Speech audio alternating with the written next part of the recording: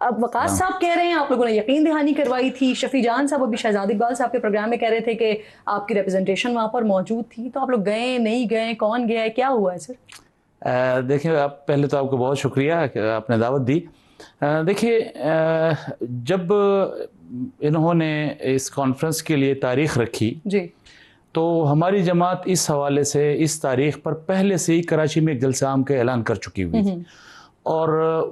اس کے علاوہ ایک علماء اور تمام مذہبی جماعتوں پہ مشتمل اور تمام اتحاد مدارس دینیہ پہ مشتمل یہ تمام بورڈز جو ہیں، جی تو یہ جو لاز میں کچھ ترامیم ہوئی ہیں ہمارے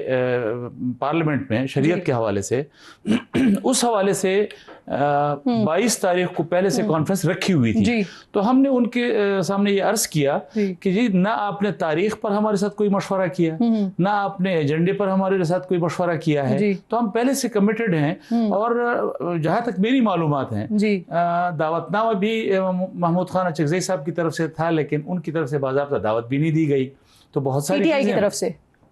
میرے خیال میں یہ تحریک تحفظ آئین پاکستان کے اور یعنی سر پھر آپ کو یہ سارے پروسیجر پہ اعتراض تھا، اس وجہ سے آپ لوگ نہیں گئے نا؟ کیونکہ اگر صرف یہی وجہ ہے جو پہلے آپ نے بات کی کہ آلریڈی کراچی میں جلسہ رکھا ہوا تھا، اگر صرف یہی ریزن ہوتا تو پھر اس کے لیے تو مولانا صاحب اگر مصروف تھے تو آپ کی باقی نمائندگی بھی تو وہاں پہ ہو سکتی تھی. تو یہی بات ہم نے ان کے سامنے رکھی جب PTI کا وفد ہم مولانا صاحب کے ہاتھ تشریف